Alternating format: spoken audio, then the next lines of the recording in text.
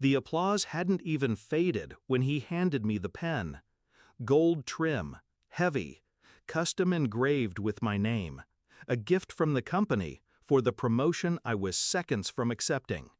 But the paper he placed in front of me wasn't my contract. It was a transfer of ownership.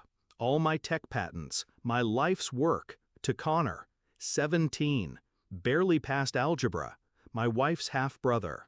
I looked up at her father, my boss, his smile already halfway to smug. He needs a future more than you. Then he ripped my promotion letter in half. No one moved, no one gasped, just polite smiles from the board. And my wife? She looked away.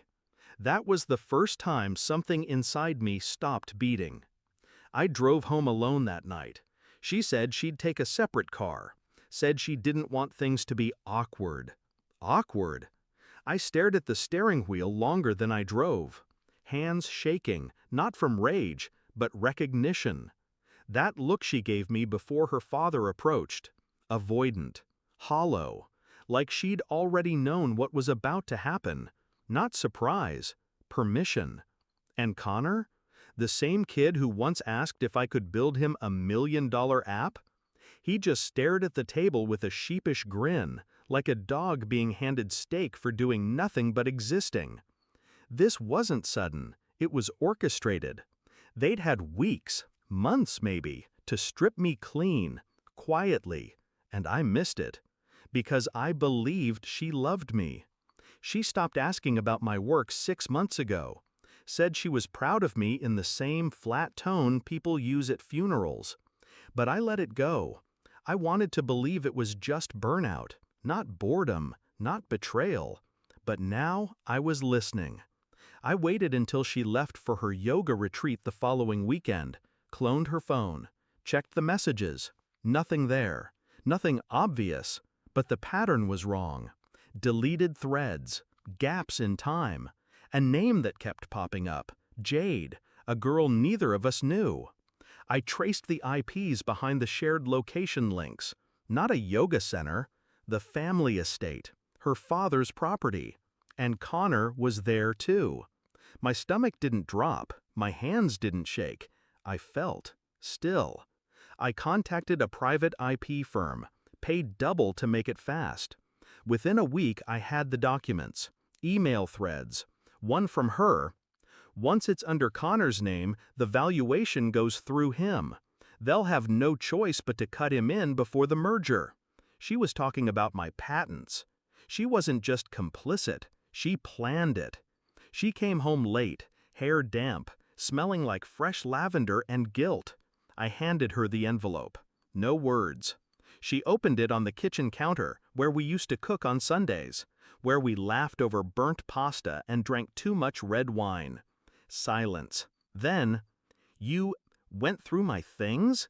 She skipped the content, went straight to defense. That told me everything.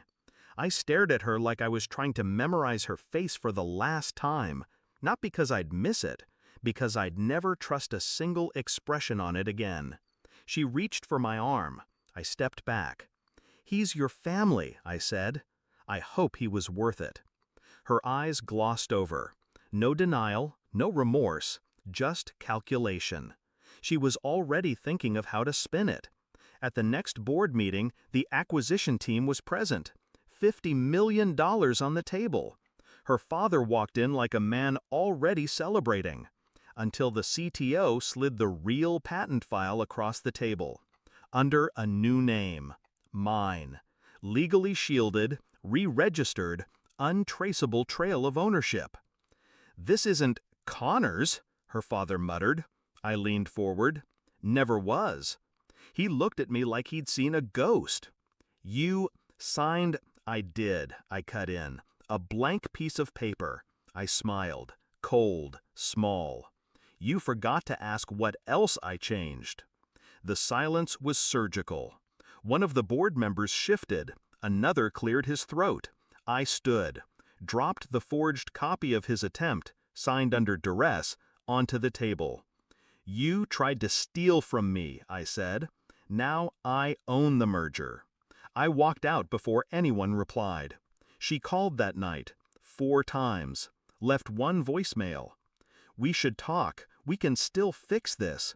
Fix, as if this was a leak in a roof, not a knife between ribs. I didn't call back.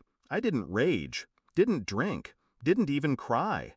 Just stood there, watching the city lights through the floor-to-ceiling glass of my apartment, alone, but intact, clean. And as her voice faded from the final voicemail, "Please, just talk to me," I deleted it, without listening to the end. I didn't need closure. I already had the truth. And for the first time in months, I slept.